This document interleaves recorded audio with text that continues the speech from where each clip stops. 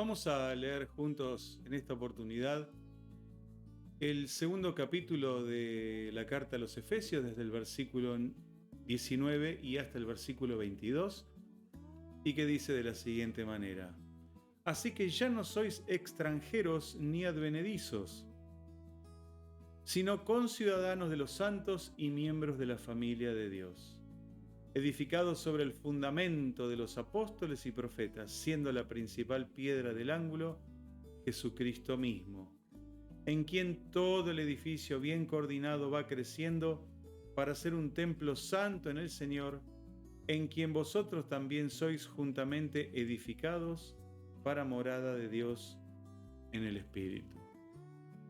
Qué hermoso pasaje. Es un pasaje que nos habla de la unión de Cristo con su iglesia. Y esa iglesia está formada por hombres que son llamados y convocados por Dios a ser parte de la misma. Pablo le escribe esto a los cristianos que estaban en la ciudad de Éfeso, una ciudad importante, la capital de la provincia romana llamada Asia Menor. Hoy sería, para que se ubique, el país de Turquía, era lo que correspondía a Asia Menor en aquel entonces. Éfeso, una capital importante, una ciudad importante en el Mediterráneo oriental, que tiene una historia realmente fuerte, sobre todo una historia que tiene que ver también con nuestra fe, con el cristianismo. Pablo estuvo allí viviendo aproximadamente unos 3 años. En la ciudad de Éfeso puso como pastor a Timoteo, uno de sus hijos espirituales, y luego también se sabe por la historia que Juan el apóstol, fue también uno de los pastores en la ciudad de Éfeso. Y de manera extrabíblica, esto no está en la Biblia, se supone que María estuvo viviendo allí luego de la destrucción de Jerusalén, o en un periodo cercano a ese tiempo. Así que hay una fuerte carga histórica y una fuerte carga espiritual sobre la ciudad de Éfeso. Y estos versículos que acabamos de leer nos enseña fundamentalmente que sin la iglesia Cristo no estaría completo, ya que habla de una relación como cuerpo, una relación corporativa de cabeza y de cuerpo, siendo Cristo la cabeza y la iglesia siendo el cuerpo. La cabeza halla su plenitud en el cuerpo. Fíjese en su configuración humana. La cabeza siempre va hacia arriba, es el lugar donde tiene que estar, es el lugar, ya hemos hablado de esto un poco antes, es un lugar específico, especial y realmente privilegiado en la posición del cuerpo humano. No está abajo, sino que está en lo más erguido de nuestro cuerpo. Y ese cuerpo es usado por Cristo para avanzar hacia una plenitud absoluta. Me gustaría entonces que analicemos un poco este pasaje que hemos acabado de leer para encontrar de alguna manera estas áreas donde nuestra fe nos involucra, porque todo esto tiene que ver con la fe. El versículo 19 nos muestra que somos parte de una familia, la familia de la fe, la familia de Dios. Si usted es cristiano, verdaderamente cristiano, recibió a Jesús en su corazón, usted es parte de la familia de Dios. Y hay 2 maneras de pertenecer a una familia. La primera manera es nacer en esa familia y uno sería un heredero legítimo de esa familia. Pero también hay otra manera para pertenecer a una familia, y es la adopción. Muchas personas han sido adoptadas por familias. Han llevado apellidos que no eran necesariamente el apellido de sus ascendientes, pero que fueron apellidos bien recibidos por aquel niño inicialmente. Luego se va creciendo y la persona se queda con ese apellido porque fue adoptada por esa familia o afiliado a esa familia. Pablo utiliza una palabra que me gustaría resaltarla, y justamente vamos a tomarla del griego para hablar de una condición de los seres humanos, y es la palabra xenos, y es la palabra que se utiliza para extranjero. De ahí podríamos derivar varias palabras hoy actuales como la xenofobia, que es la fobia hacia lo extranjero. Hoy los países están mostrando un alto grado de xenofobia. Nadie quiere extranjeros en su país que roban el trabajo. Hay países que son más estrictos con estos, y bueno, nuestro país, que se ha formado básicamente de extranjeros, no hay una fuerte xenofobia, pero si la busca, le aseguro que la va a encontrar.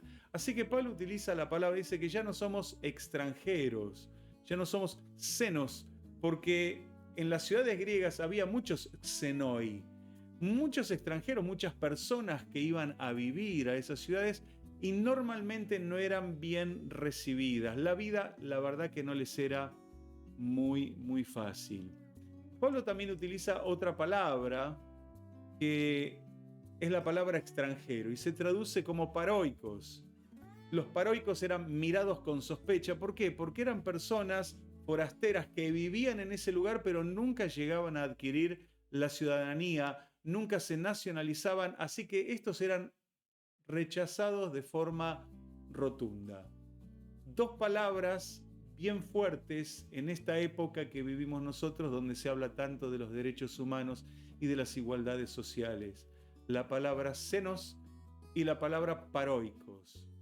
Ya no somos extranjeros, no somos advenedizos, sino que ahora formamos parte de la familia de Dios. Éramos extranjeros en la familia de Dios cuando no le conocíamos a Él. Así que usted ya no es xenoi, no es paroicos, sino ahora es oikeios. Usted es un hijo y un integrante de la familia de Dios por medio de la fe en el Señor Jesucristo. Así que gracias a Él usted tiene un lugar en la familia de Dios. Todos hemos sido incorporados por medio de la fe a esa gran familia espiritual que Dios ha compuesto con los hombres, con las mujeres y con todos aquellos que tienen fe en Él y que han puesto hoy justamente su fe en el Señor Jesucristo. Este mundo continuamente levanta barreras. Conocemos muy bien acerca de eso. Hay países que han levantado barreras o murallas con sus vecinos. No voy a nombrarlos porque usted los conoce muy bien, estos países. Han levantado murallas para que los extranjeros no pasen a sus territorios, para que no se mezclen con su población y para que no haya, piensan definitivamente, más problemas. Pero los problemas tampoco se acaban con levantar murallas. Esto no sucede con Dios. La muralla que se había levantado entre Dios y los hombres, que era el pecado, fue derribada por Jesucristo. Por eso cuando uno admite a Jesús en su vida y en su corazón, esa muralla para con Dios se derriba y usted comienza a formar parte de la familia. Dios nunca va a levantar murallas entre Él y los hombres. La muralla la hemos levantado nosotros a través de la desobediencia, a través de una vida totalmente disipada, a través de un estilo de llevar adelante nuestra vida de forma en la cual no se consideran ni se tienen en cuenta los valores o los principios de la palabra de Dios. En nuestra congregación, como en muchas congregaciones, la idea es que las personas comiencen a sentirse parte de una familia. Y esto es, como pastor, mi intención siempre con aquellos que se incluyen en el cuerpo de Cristo, en la iglesia local, en la iglesia de Villa Libertad, que realmente puedan sentir que está en una familia. Obviamente de a poquito uno va integrándose, va conociendo a las personas, cada vez se siente más parte del grupo, pero eso es necesario desde el primer día, que la persona desde el primer día pueda sentirse ya que es parte de la familia, de la gran familia espiritual que se llama la iglesia, pero también de esa pequeña familia local, que sería la iglesia local, donde las personas también comienzan a compartir y a sentirse hermanos los unos de los otros, porque todos tenemos un mismo Padre celestial. También nos muestra el versículo 20 como otra de estas áreas donde la fe nos integra. Nos muestra el versículo 20 que también necesitamos y vamos a ser edificados sobre Jesucristo. Todas las personas tenemos una cosmovisión sobre la cual edificamos nuestra vida. ¿La cosmovisión qué es? Es la manera de entender todas las cosas. Hay muchas cosmovisiones en este mundo. De hecho, me atrevo a decir casi que cada persona tiene su propia cosmovisión, aunque podemos encontrar muchos elementos en común. Pero no todas las personas entendemos al mundo y a las cosas de la misma manera. ¿Cuál es la base de su vida? ¿Sobre qué fundamento usted edifica su propia vida? La cosmovisión, como bien lo dije, es la creencia básica. Hablemos de algunas cosmovisiones que tienen o podemos encontrar a lo largo de los pueblos, como por ejemplo los animistas, donde suponen y creen que todo está gobernado por espíritus. Estos son los pueblos animistas. Generalmente, respecto a la tecnología y a la cultura, vamos a considerarlos que tienen formas y estilos de vida más primitivos, con menos tecnología, con menos recursos. Y muchos de estos pueblos creen que todo está gobernado por espíritu, el espíritu del río, el espíritu del sol, el espíritu de la montaña, el espíritu de la selva. Estos son animistas y fundamentalmente creen que su vida está guiada y gobernada por esos espíritus, por eso les tienen que rendir culto, hacerles ofrendas, tratar de no ofenderlos, respetando las reglas que, bueno, de alguna manera están establecidas en aquella cultura. Tenemos también los ateos, es otra de las cosmovisiones donde las personas entienden que no existe ningún Dios, por lo tanto no hay a quien rendirle cuentas, por lo tanto tampoco hay vida eterna, por lo tanto, entonces comamos y bebamos porque mañana moriremos, y esta es una antigua expresión que utilizaban inclusive pueblos paganos de la antigüedad. Personas que no consideran la posibilidad de que exista un Dios creador, que todo es producto de la casualidad y que la evolución ha hecho sus efectos sobre la casualidad. Y bueno, aquí estamos con los ojos puestos en el frente para ver, con una boca que se comunica con todo un sistema respiratorio para poder hablar. Pero bueno, dicen ellos que esto es simplemente producto de la casualidad y de la evolución. Por el otro lado también tenemos los cientificistas, que son aquellas personas que solo se sirven del conocimiento.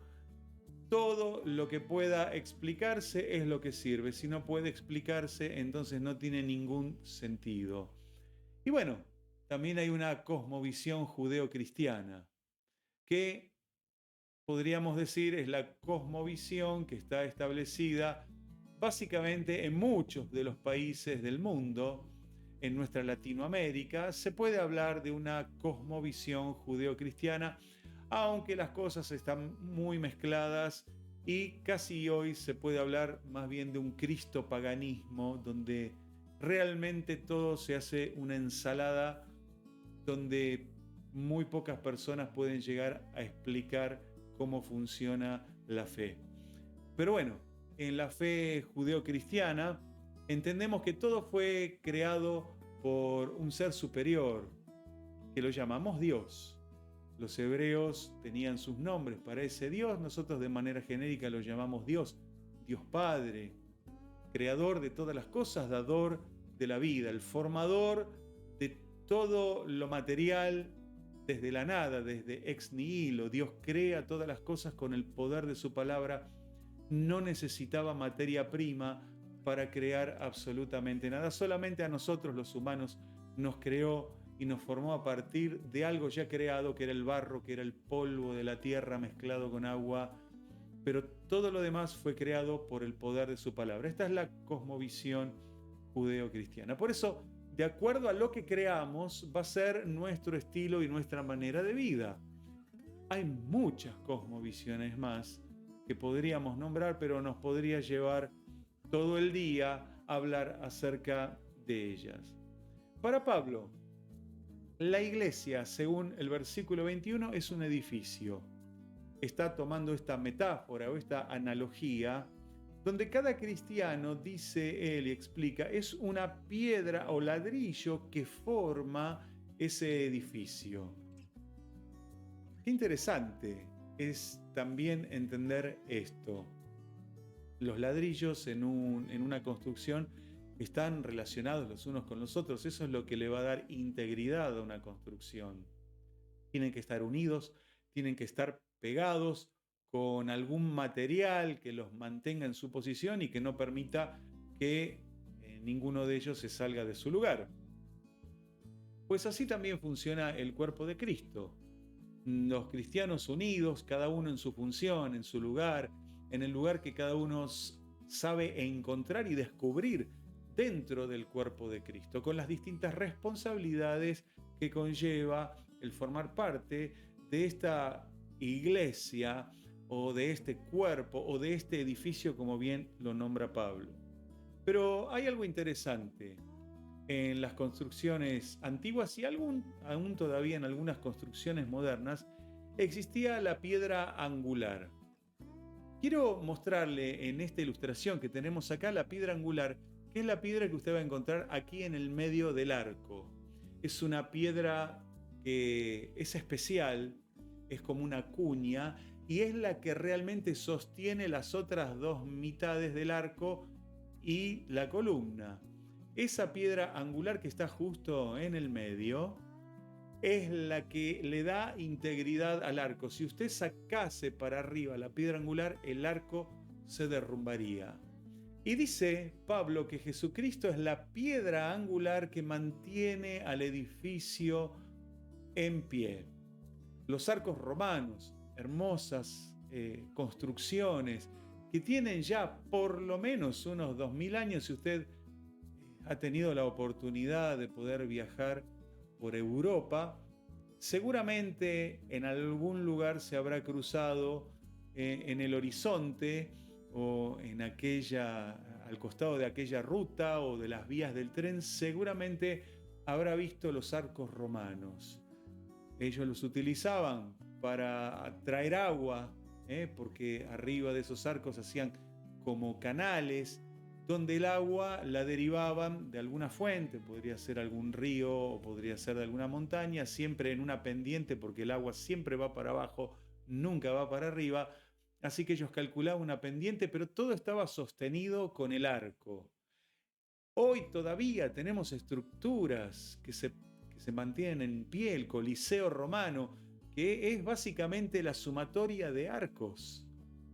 Busque una foto y verá lo que le estoy diciendo. Y todos esos arcos tienen la piedra angular.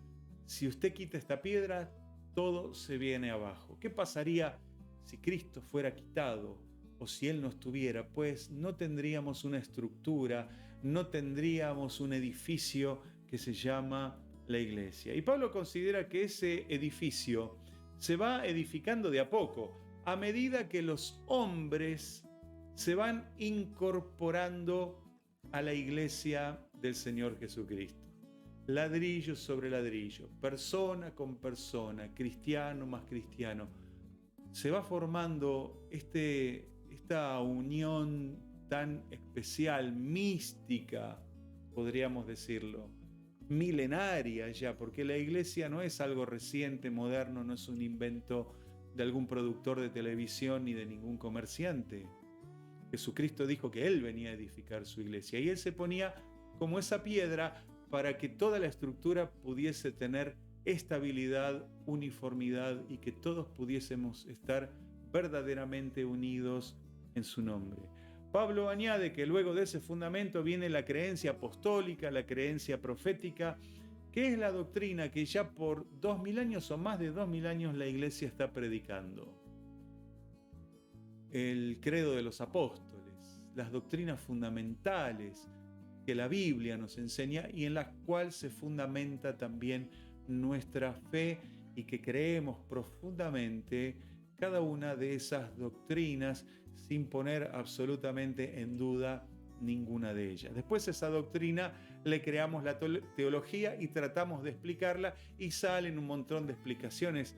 Algunas pueden ser cómicas, otras puede haber variantes, puede haber inclusive un montón de teorías que la teología crea a partir de la explicación de las diversas doctrinas. Lo cierto es que todos tenemos que ser edificados sobre Jesucristo y en Jesucristo. Nunca podemos desvincularnos de Él. Lo podemos hacer, pero la estructura se va a caer.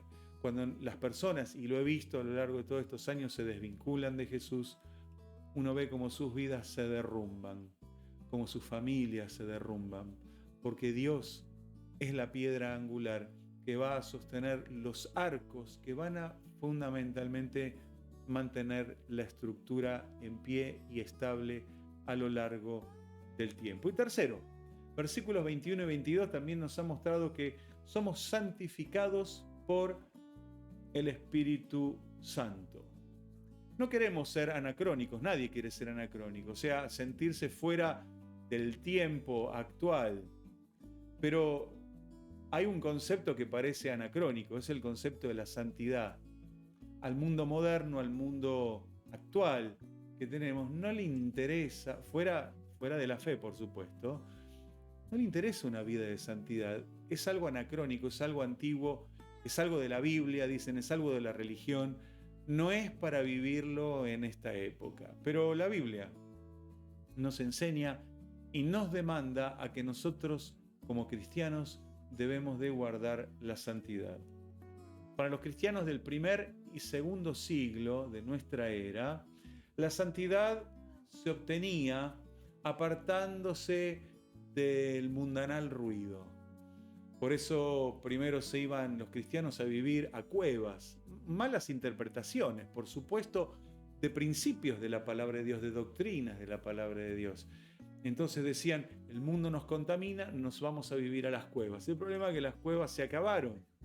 Entonces se comenzaron a buscar otros lugares. A algunos se le ocurrió vivir en un pilar, los santos de los pilares como Simón el Sirio o Simón Estilites, que vivía en una columna de 27 metros de altura y apenas 1 metro de diámetro. Allí pasó casi 40 años de su vida, desperdiciada, por cierto, tratando de alejarse del mundo.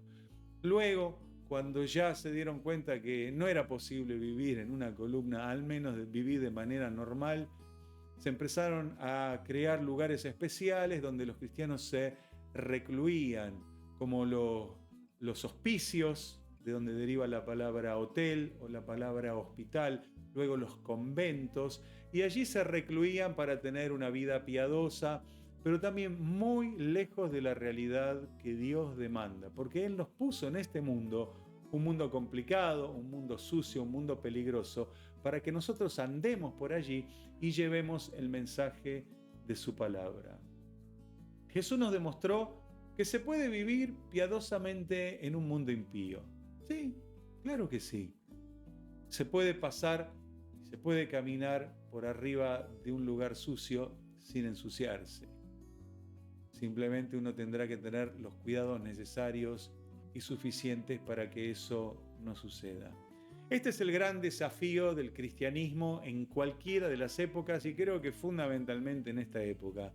Cómo mantenerse santo en un mundo donde la santidad es anacrónica y no le interesa a millones y millones de personas. Jesús oró respecto a esto. Quisiera que lea conmigo el Evangelio de Juan, capítulo 17, versículo 15. Y dijo Jesús, orando por sus discípulos, o sea, por usted y por mí, de la siguiente manera: no ruego que los quites del mundo, sino que los guardes del mal. Jesús oró por usted. Sí, claro, porque Él oraba por aquellos discípulos directos y por todos aquellos que iban a creer por la predicación de ellos. O sea, usted y yo somos aquellos discípulos, muy lejos en la distancia de aquel lugar y muy lejos en el tiempo de aquellas épocas. Pero somos esos discípulos por los cuales Jesús oró. no ruego que los quites del mundo. Dios no te quiere quitar del mundo, te quiere guardar del mal. Y uno tiene que ser colaborativo con este pedido de Jesús. Dios me quiere guardar del mal, pero también me va a permitir que yo elija el estilo de vida que quiero vivir. Entonces, uno tiene que ser sabio y elegir el estilo de vida de Dios. ¿Quién es el que se compromete en todo este gran desafío? Pues Pablo lo dice, es el Espíritu Santo quien vendrá en nuestra ayuda para morar en nuestro corazón. Él vendrá a hacernos mejores testigos. Así Jesús dijo en Hechos 1:8 que con esa misión vendría el Espíritu Santo, a hacernos mejores testigos. Pero un mejor testigo, ¿qué es? Es una persona de testimonio. Es una persona que tiene una vida santa, que tiene una vida íntegra, que no se lo puede señalar, o que tiene muy pocas cosas que se le podrían señalar y que deberían de ser fácilmente corregibles. Es la misión que el Espíritu Santo tiene para con usted, para conmigo y para con la iglesia. Hacernos mejores testigos, por lo tanto personas de santidad, para que cuando hablemos podamos ser creíbles, porque usted sabe hoy, a las palabras se las lleva el viento. Lo vemos en cualquier área de nuestra sociedad. Tal vez lo más destacado es la política. Se habla mucho y luego no se cumple. Entonces, la gente ya no le cree a las palabras.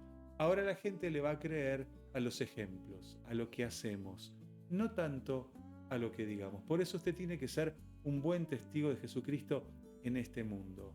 Hay que ser buenos testigos de Dios, hay que ser buenos representantes de Dios en esta tierra para que Dios también pueda glorificarse en medio de nosotros. No quisiera que perdamos de vista este punto jamás, aunque parezca anticuado, aunque se burlen de usted, aunque le digan que parece un monje. Mire, si esto me va a llevar al cielo, entonces bendito esa posición que uno puede llegar a tomar. Si esto me va a conducir a Dios y va a mantener una relación fluida con mi Dios, y si esto va a abrir las puertas de la bendición sobre mi vida, pues despreocúpese de lo que el mundo, de lo que los incrédulos puedan llegar a decirle. Usted preocúpese por lo que Dios le dice. El cristianismo no funciona paralelamente a las modas de este mundo. De hecho, siempre el cristianismo ha hecho la diferencia con las modas, con las formas que este mundo ha propuesto. Y el cristiano siempre ha buscado vivir bajo los principios y ello lo llevará a destacarse de una manera diferente a las personas que viven en este mundo. Por eso usted tiene una base y un fundamento que no tiene que perder. Esta fe integradora, entonces nos involucra en distintas áreas, nos hace miembros de una familia espiritual muy grande que se llama la iglesia.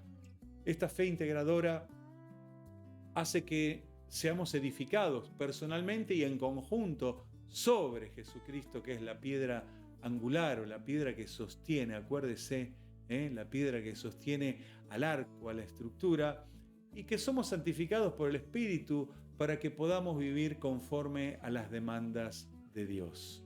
Me gustaría, por un instante, hacer una oración para cerrar este mensaje y pedirle a Dios que esto se confirme en su corazón y que usted pueda entonces tener esta fe tan especial que es una fe integradora. Oremos juntos, cierre sus ojos. Padre, te bendigo en este tiempo y te doy gracias por la oportunidad que nos das de haber escuchado este mensaje. Señor, sabemos que tú tienes puertas abiertas para quienes quieran ser parte de tu familia. Tú recibes a los hombres y dijiste que vengan a ti todos los que están trabajados, todos los que tienen dificultades, todos los que tienen cargas sobre sus hombros, los invitaste a que vengan a ti. Señor, que millones de personas en este tiempo puedan conocerte y que puedan venir a ti para comenzar a ser parte de tu familia. Señor, que podamos entender que hay un precio a pagar para pertenecer a la iglesia del Señor Jesucristo. Hay un precio, es una dificultad, no es algo que no podamos hacer, porque tú no nos pides milagros. Tú pides lo que sí podemos nosotros hacer como seres humanos. Señor, ser edificados sobre la roca que es Jesucristo y ser santificados por el poder del Espíritu Santo. Yo bendigo, Señor, a mis hermanas y mis hermanos. Te pido que haya fortaleza en ellos y que su fe, Señor, pueda expresarse y pueda, Señor, vincularnos a cada una de estas áreas. Señor, una fe integradora. Te la pedimos, Señor, y te pedimos que nos ayudes a tenerla. En tu nombre, Dios. Amén. Espero que este mensaje haya llegado a tu corazón. Si necesitas verlo otra vez, pues poné de nuevo play y míralo de vuelta, porque seguro que hay un mensaje para tu vida. Te mando un gran abrazo. Dios te bendiga.